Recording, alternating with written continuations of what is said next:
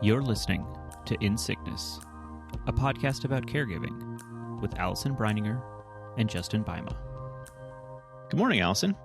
Hey, Justin. I'm so excited about today's conversation. We have with us Nicole Jorwic, Chief of Campaigns and Advocacy with Caring Across Generations. That name is probably going to sound familiar to our listeners because twice now we have had the incredible Aisha Atkins as a podcast guest. She's the only person we've had twice because she's so awesome. And she also works there. And every time we've talked about advocacy on this podcast, we've also brought up the incredible work of Caring Across Generations. So Nicole, welcome. And thank you so much for being with us today. Thank you so much. So glad to be here. Yeah. Can you tell our listeners a little bit about Caring Across Generations? What are you? What do they do there? Tell us about that incredible work.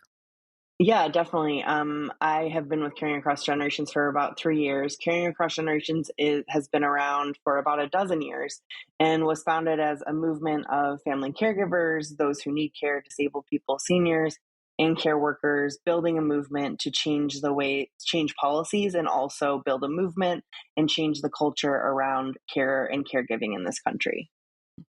And how do they do that? We really focus on 3 different areas. We focus on policy change, that's both at the state level and at the federal level. We focus on building movements and organizing people, organizing folks on the ground, organizing folks with big national movements and moments. We just did a big bus tour. We also organize businesses. We have a business care council that I work with a colleague in coordinating. So it's organizing businesses, organizing people, organizing coalitions. Coalition work is really important to Caring Across and to me personally. And then also a very important component is the culture change work and narrative change work that we do as the organization. So it's that organizing, culture change, and policy change. Love it. And is it partisan in any way? No, Caring Across Generations is a nonprofit, and we are completely nonpartisan and a 501c3. Awesome. Thank you. Cool. Nicole, before we get into what you do in your day job at Caring Across Generations, can I ask, do you have like a care story of your own that inspired you to get into this kind of work? Yeah, definitely. So love the asking about a care story. That's how we start most meetings and most big events at Caring Across Generations. I do have a care story. I am a caregiver across multiple generations myself. So I have my brother, Chris, is 35 and has autism. I am part of supporting him remotely, but eventually he's going to be moving in with my husband and I. And then because that's what he wants.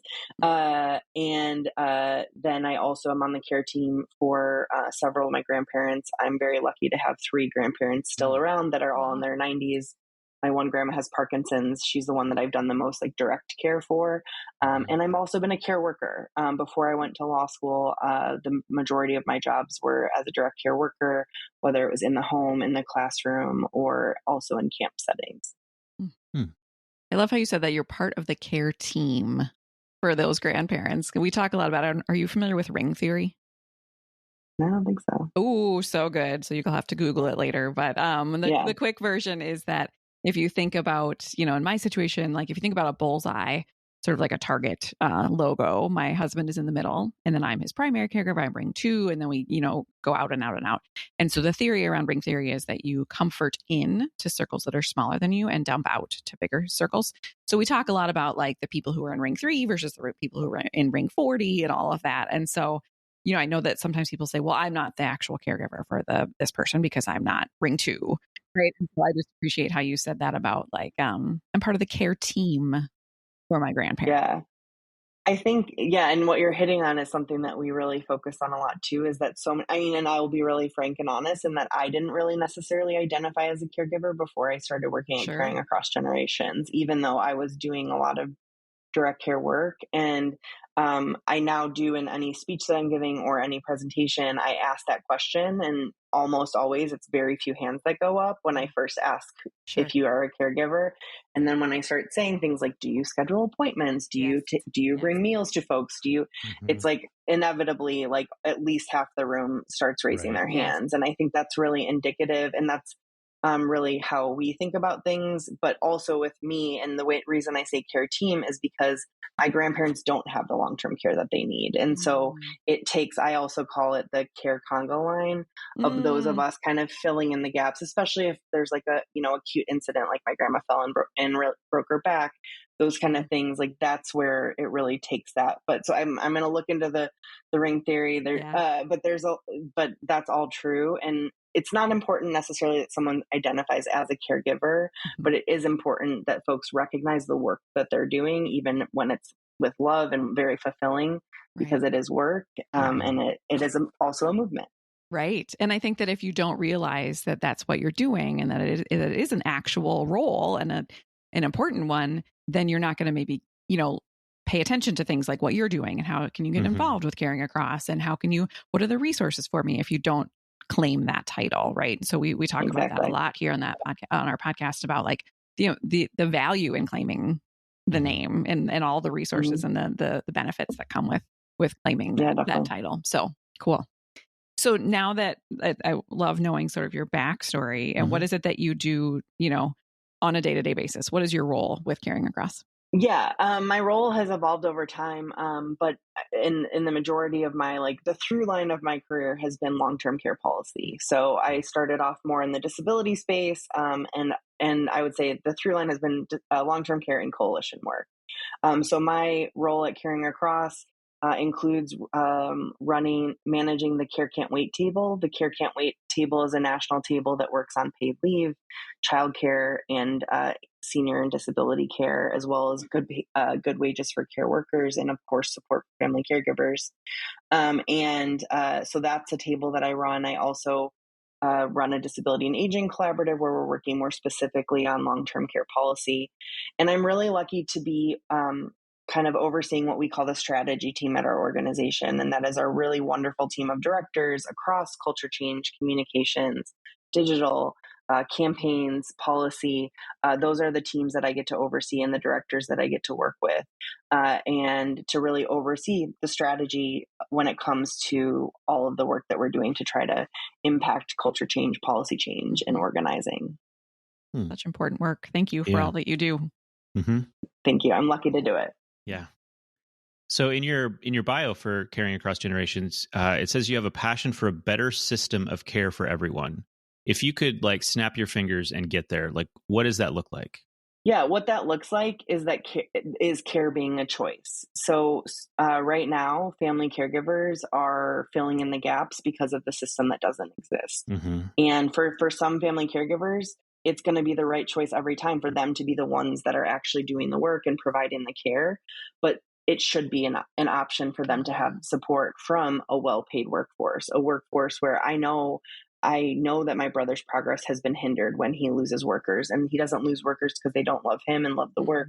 It's because of the low pay.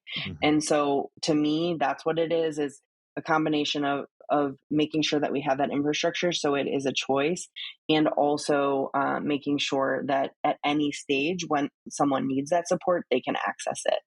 Because so often people don't know what they don't have access to until they're in a crisis point, and then they still don't get what they need. And that's really what I would love to see change. I have my grandparents who are like, you're not working fast enough for us, right? And that sadly, that's probably, hope springs eternal, but we might not get there, but that's the reality for families. And that's the stress that folks are in every day because of, I talk to my mom who's constantly stretched. My brother lives with her. She helps her two parents. And then she also helps my niece and nephew. So she's really like a triple decker sandwich generation caregiver. And when I hear the stress in her voice, that's what I want to solve for. And I want to solve for that for everyone. So in addition, you talked about having, paid, so if your mom wanted access to reliable, well-paid support for your brother and the other relatives, what are other things that Magic Wand you could say? Because I think about, so I've been a caregiver for 13 years for my husband. We have an incredible informal community of support. I don't think I could ask for anything more than that. And I am burnt to a crisp, right? And so, but in addition to potentially having access to well-paid, reliable care, external care, what are the other things that in a dream world you could see happening that would be supporting family caregivers like me? Yeah, definitely. I mean, it includes things also, obviously, like respite services, so that intermittent support, but also it includes some of those bigger narrative shifts that are really required in order to, I think, because I'm very lucky. I come from a really big family, but that doesn't mean everyone really understands the responsibilities of being a caregiver and then the stress of it, or sometimes, burden that it sometimes can feel like. And that's obviously not an indication on the person that you're caring for. It's an indication on this situation. Mm-hmm. And so another kind of wave my wand kind of thing would be a place where everyone could have these conversations openly, a place where folks don't feel alone, because that's what it's like. If you can't even identify, folks themselves that are doing this can't even identify how hard it is, or talk about it, and have like a release valve, it's also a big part of the problem. Yeah, absolutely. Yeah. Yes. And as a side note, so the nonprofit that I have is called The Negative Space. And that's because of the artistic concept of like caregivers are in the negative space. We're in the background.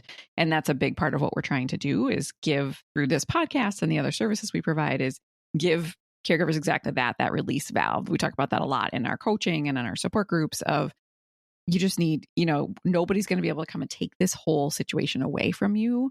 But if you don't have those little moments of release along the way, it comes out sideways. And so what are the ways that we can build in those little release valves? Yeah.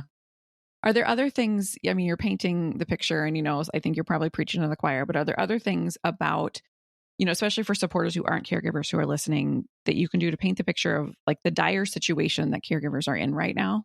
Yeah, I mean, the reality is that it's a multifaceted problem. Obviously, we're talking about the emotional difficulties and some of the struggle. It's also a financial difficulty. We know from the National Partnership on Women and Families just released updated data that shows that $1 trillion a year of unpaid care is provided by family caregivers. Now that's a whole spectrum, including children, et cetera. AARP has data just for caregivers of older people that's $600 billion a year.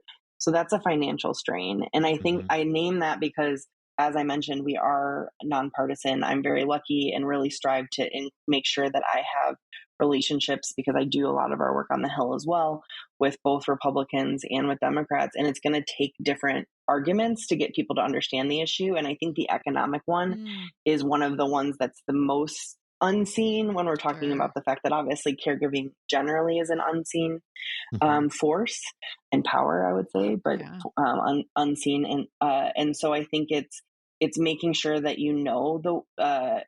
and now I'm getting into the advocacy because I can't not, because that's, it is important to, some folks, it's like, hey, this shouldn't be happening. People should be able to retire with dignity. People shouldn't be able to have to spend on their assets. That's all real. For some folks, that's enough to get them to support the issue. For other folks, you're going to have to talk about that financial responsibility, and the fact that means there are caregivers that want to work that can't. And that also means that there are, the paid workforce is so underpaid that 50% of them rely on some other sort of government benefit. There's different ways to talk about the true cost of care, which is something that we're focusing on actually this month at Caring Across, is collecting folks' care bills. Not literally, we're not asking for like people to send receipts and personal information. Please don't actually. The lawyer in me is saying don't. Right. But it's like a Google form where folks can say, this is how much I spend on childcare. This is how much I spend on aging and disability care. This is how much I've lost because of no paid leave, lost wages. And so I think it's also really important to identify that economic toll, not only to individual families, but to the economy as a whole. Yes. Yeah. We recently, I have a daughter who just started college, and one of the things that we could submit was, do you have a significant medical situation where your medical expenses are more than, I think it was like 3% of your income? And when we looked it up, our medical expenses were 50%. 50%. Right. And even I think we didn't realize that until we did the math for that moment. It's like you almost like don't want to do the math, right? Exactly. But you need to. Exactly. Because it's just happening day by day by day. And then you put it all together and you're like, right. Yeah. So, death by 1,000 cuts. Exactly. And I think that Yeah, because folks are always going to step in and do what they can. Right. But again, the cost isn't just to the individual or the individual's bank account. Right. Mm-hmm. Right. Yes. For sure. Yeah. So what needs to happen, I guess, to get us from like where we are now to this like ideal situation you've described? And like, is that realistic that we can get there, that can happen? I do think it's realistic that we can get to that, system where we really think of it as the idea where there's universal access to family care at any stage of life. And I do think that we'll get there. It obviously does have a big price tag, so that can mean that it's going to get a little bit harder to get there. But as I already said, those costs are showing up in other places. And I will say, I think that folks have really woken up to that. Obviously, you had the COVID pandemic that really exposed a lot of the cracks in our care system in general. But even as that immediacy of the pandemic has shifted, the continued focus on it is what gives me hope. And that's because, even as a coalition, we were really talking about the care infrastructure during the pandemic, which is still real, the human infrastructure that is needed. But also now we're shifting and talking about the care economy. If we're talking about the way to really lower costs for families, right? Like inflation is real. It's, I feel it too, but, talk about the price of groceries or a tank of gas. Well, that pales in comparison to the cost of care. And so if you're talking about really addressing the lowering costs for families, which seems to be across the political spectrum a goal, then that makes me hopeful that folks are really going to see that this is an area that requires investment, because that investment will reap economic rewards. And what that can look like is shifting to make sure that Medicare does cover some long-term care. We did polling that showed that 93, I want to be correct, 93% of Americans believe that Medicare should cover long-term care, which is great across the political spectrum. We've got all the data, but the problem is that 66% believe it does. And 33% are incredibly strong in their belief that it already does. Let me tell everyone, if you haven't learned this yet, Medicare does not cover long-term care outside of a very narrow home health benefit that is underutilized, constantly under threat, and or a 90-day rehabilitative stay or 120-day, depending on where you are. And so that's going to be a big focus. Medicare is an extremely politically popular program. The idea of strengthening Medicare is extremely popular. So that makes me hopeful we might have some traction there. We've also seen from the Biden administration and onward a continued focus on Medicaid, which is currently the main funder when it comes to long-term care, but has very strict financial eligibility requirements and very strict functional and other eligibility requirements. So modernizing that program, strengthening that program, eliminating waiting lists. We have some bills out there to do that, and also to address the workforce crisis. So when it comes to long-term care, there's also a lot of child care legislation and a bill for a national paid leave program. That set of bills that Care Can't Wait has collectively been working on is what we'll be pushing for no matter what happens. And obviously there's a lot of other things going on. There's a big tax fight. There's a lot of things that are happening. So who knows what will be possible, but the reality is that cares on first, because we were the thing that fell out of the big package that passed in 2022. And so we're next. It's the unfinished business. And that's how we've set ourselves up. And that's how I think we're feeling very comfortable that folks are seeing us. Is that the way it works? That it's sort of like, okay, we didn't get, so we were the list, so we kind of get to bubble up to the top. I wish it was that simple, but the reality is that what we've done is what we did from the beginning of Care Can't Wait, which is instead of fighting for scraps or fighting against each other for the little funding that there is, we started to come together and build power. And that's what we've continued to do. Even after care fell out of the big packages, we continued to work together, which is why we're poised. It's not because it's just how it happens. Right. It's because we've continued to do the work. Like I said, we just got done with a bus tour. We're continuing to highlight all of the things that need to happen. And so that's why I feel confident we're up next. Yes. I hope you're right. So in a nonpartisan way, how could the upcoming election, both for the role of president, but also in all of these local elections, how could that impact the state of care? Yeah. Yes, it's all nonpartisan. There are realities in terms of what's likely with spending, depending on how different things go. So I just did a presentation where I went through the records of Vice President Harris when she was a senator and vice president, and also President Trump. So I can very safely give both sides. Sure. And then folks, so when I'll stick to long-term care, and then I'll go a little bit broader. But when it comes to long-term care and all the things I just talked about, when President Trump was president in 2017, he proposed to repeal the Affordable Care Act, as you recall, which is problematic for a lot of family caregivers and direct care workers who rely on Medicaid expansion and some disabled people and seniors who also do too. But also the proposal to pay for it was to gut to the tune of $1 trillion over 10 years, the Medicaid program. And I just mentioned that the Medicaid program is currently the main funder for long-term care. That would have completely decimated the program. I heard some states at the time, I was very involved in that fight. I heard some states at the time say they'd have to shut down their whole home and community-based care system. And so that was the real threat. And that was Republican Senator John McCain is the reason that didn't pass. So again, it was a Republican proposal, but also a Republican didn't allow it to go through because it would have went so far. With Vice President Harris, when Vice President Harris was Senator Harris, she voted against all of those bills.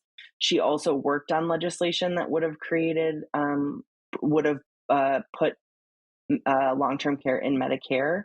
And then she also, as vice president, the Biden administration has invested over $37 billion into the Medicaid home and community-based service system via the American Rescue Plan Act that passed in 2021 that she was the deciding vote for.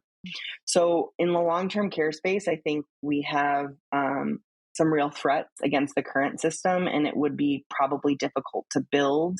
And any building might be in programs like Medicare Advantage that are complicated at best and are not really proven to provide a lot when it comes to home care and home and community-based care.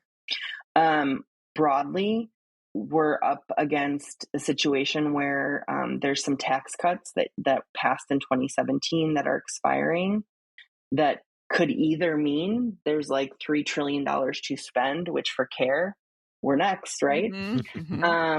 Would be really great, but it could also be extended, and that would cost the economy about $3 trillion, which means the likelihood of large investments, and any care investments would certainly fall into the large investments, would be really more difficult to get. So when it comes to both the presidency, but also Congress, when in a mixed Congress situation, there's always going to be opportunities because there are bipartisan support.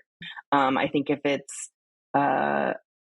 Democratic, like let's say it looks like 2021 when it was President Biden and a Democratic House and a Democratic Senate, there might be some opportunities for some big investments in care.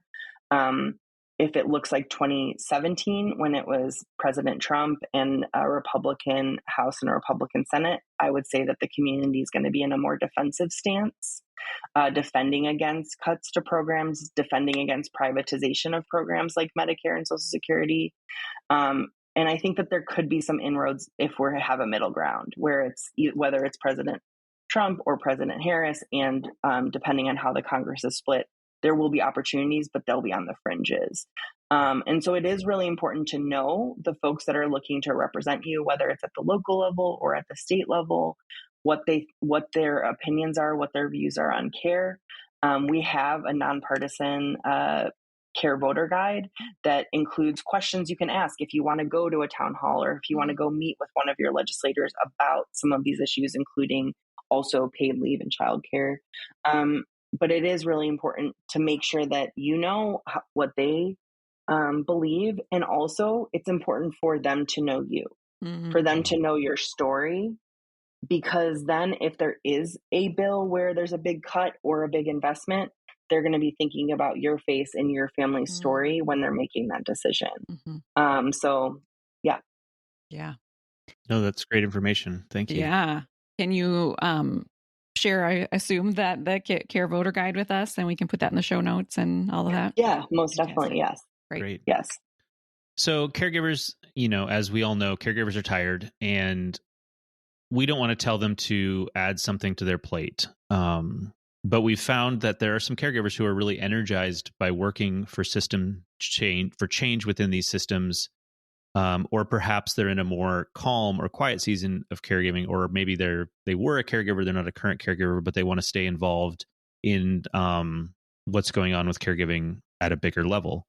So for those caregivers that fall into some of these categories that want to help, what are ways that they can get involved and, like you kind of just alluded to, use their own stories to help make change? Yeah. So, I mean, first of all, I do want to name that there are multiple different kind of layers of lift in terms of advocacy, and nobody should do anything more than they have the time and capacity to do. That could be just reading the care voter guide and sharing it with a couple of friends and encouraging them to take a look at it. For folks who want to get more involved, you could go meet with your members of Congress while they're home. They're going to be home a lot between now and the election. And again, just sharing your story, that sort of thing. Tweeting at your legislators is also a really or whatever it's called now on X. But also within Carrying Across, you obviously, I would hope everyone is a member of the Carrying Across Generation list, and there's always opportunities to share your story. I mentioned the Care Bill opportunity, putting in your information. We also have much strong heavier. We have events all over that folks can go to. But also, we do have a fellowship program that Allison is a graduate of, and we're really lucky that we have hundreds at this point of fellows all over the country. I was really lucky to meet several of them on the bus tour as well, and just met with one of them this week, who's interested in getting involved in policy as a job, where you can get trained in a where we might be shifting the length of time, so a month's long process where you can learn about the ways that we do the work in terms of how to write an op-ed, which is another way to get involved, or a letter to the editor if you see a story about one of these issues, how to talk to lawmakers in a little bit more of a detailed way. Although again, you don't need to be an expert to talk to a lawmaker, you only have to be an expert in your own story. And then also how to get more involved in organizing. And a lot of our fellows have ideas like these wonderful podcasts and or businesses or events that they want to do in their community. And so that's a more structured program that we have for folks who are really interested in getting involved. But there's always a way. And even if we also have story collection tools, so even if you just want to point your camera at yourself and share the struggle that you're going through, we can, share that with you. You can share it with your legislators, but you can also share it with us. And then it can feel like your stressful day is leading to some action and some awareness about the issue. It's striking me that obviously this is all so intertwined. And so it's like, if the caregiver isn't talking about their story, telling people this is hard, this is my reality. Even what I just shared about how 50% of our income is spent on medical expenses, right? So even things like that, if we're not talking about it, then the people in our lives and then the bigger picture don't know that it's a problem. And so they don't think to oh, this is something I should be paying attention to. And you think about even when you think about the big things at the debate and the big topics that come up, this is not often a topic that comes up. And so our stories and bringing light to this, I know I'm preaching in the choir here, but is so important. I know that when I was a fellow, which was such a cool experience, I realized I live in Minnesota, which is a pretty great state for caregivers. We just passed paid family medical leave, which is amazing. Yes. So a question that I had back then was, well, I know that my elected officials, they're already going to vote the way that I would hope that they would vote on these issues. Is it worth my time? Because people were saying, hey, go tell your story to your people. And I was like, well, they're already going to do what I would hope that they would do. But I mean, I know what the answer I heard back then, but can you answer that question for people who say, oh, I know that my people are already going to vote this way? Yeah, nothing is guaranteed. No vote is guaranteed. And so just because somebody might have a political view that you think means that they're going to be more open to investing money or that sort of thing doesn't mean that they're going to invest it in what your most specific interest is. In this case, obviously caregiving, because there are so many different competing things that need support. And so that's why it's important to be the squeaky wheel, no matter if it's somebody that you think disagrees with you or agrees with you, because it has to be the thing that they're constantly thinking about, and they're constantly being inundated by other people. I always say there are thousands of lobbyists in Washington, D.C., and there are not that many of us that are advocating for care. And so it's really important that folks are on the ground also reiterating these issues, asking these hard questions, and really showing that that voting for these issues is also an act of care. I think it was actually at a recent Caring Across Generations event that I attended where they reminded me that I think, isn't it every time they get a phone call or an email or about an issue, like someone's in there doing a tally. Is that correct? To say like today, 42 people contacted us about this issue. Is that accurate? Yes, it's more. Yes. And it's mostly that's about bills. Like, so if you're calling about caregiving, like they might be tracking that type of thing. But yes, when you call and say, I want you to support the Long-Term Care Workforce Support Act, they are tracking every single one of those calls. Yeah. So when I was a fellow, I was fortunate because you guys did all the work to say, are you willing to talk to your legislator? And I said, sure. And then they hooked me up. What about people who are not part of the fellowship program and are listening today and are like, well, I'll tell my story? Because you were like, record it and send it to your legislator. Like, how do we do that? Yeah. So most legislators are on social media. So that's like a really easy way, is to literally just find them and put it on their wall, tweet it onto their page, that sort of thing, and say, Representative or Senator so-and-so, like, what are you going to do to help me? And would love to find a time to talk to you. You can also email it to their offices. All of them have constituency services. You can, and I can send it to you also that it's in the show pieces, but you can follow up, but you can look up who your representatives are, because not all their changes with representatives, it can change every 2 years. So nothing wrong with not knowing who those people are. Always good to double check in case someone retired. And you can find out who those people are. You can go to their offices. You can call and request a meeting as a constituent. But that's the kind of way that you can find out who the folks are and how to reach out to them. Great.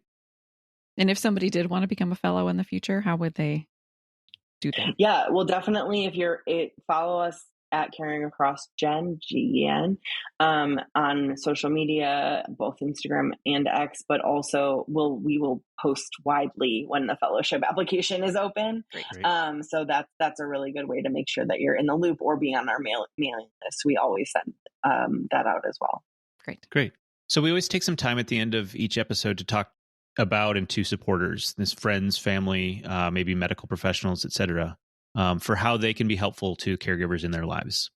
So we've talked about how caregivers can use their own stories to push for change, but how can supporters, people who may not have the firsthand experience, but also probably have more time and energy, how can they help advocate for this change?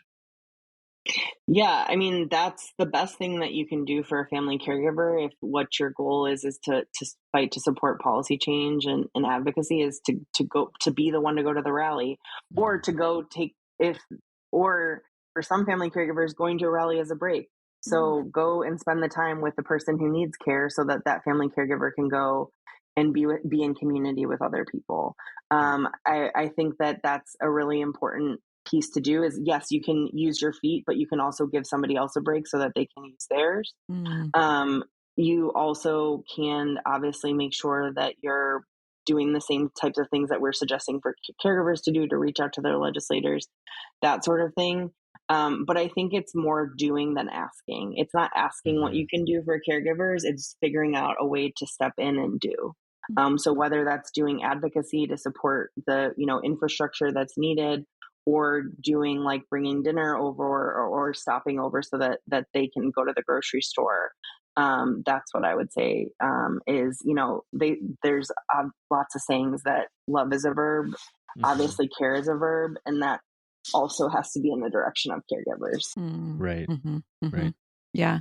I even think about when you said, we want the decision makers to be picturing us and picturing our stories when they're making decisions. And so even for our supporters of us to be thinking of us as they go to vote and to be thinking of, how is my vote going to impact Allison and her husband and all these other caregivers and patients, and you know what I mean? And so I think that's, just to even for those supporters to become informed about, even if they're not currently invested in needing some of these services, their friend Allison and John do, you know what I mean? And so how can they become informed and think about how their vote would impact us, So, yeah. Mm-hmm.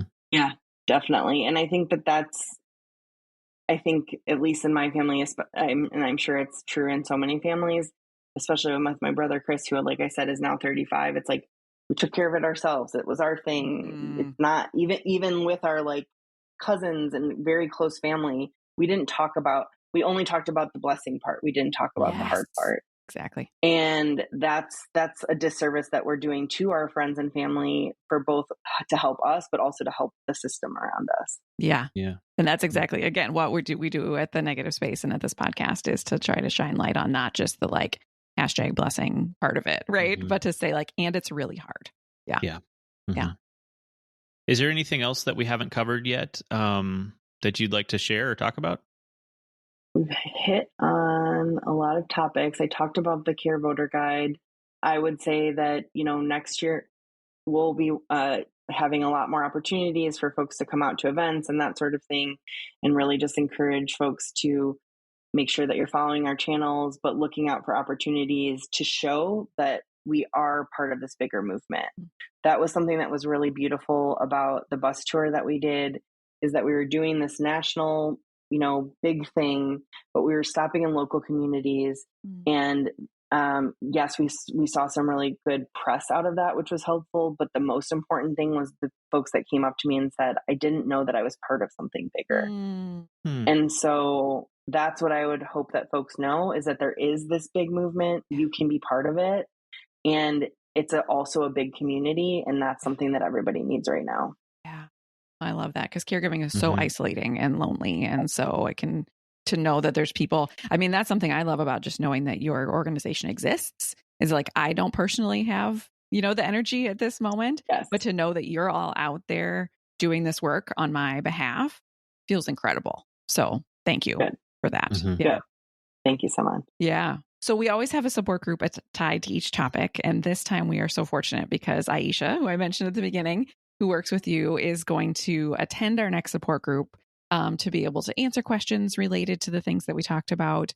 I was fortunate to learn from her when I was a fellow. And so caregivers, if you're listening and you want to learn more about how do I connect to my legislator? How do I write that op-ed, all of those things, or if you just want to talk more about this, join us at our next support group, which is going to be on Wednesday, September 25th at 6 p.m. Central Time.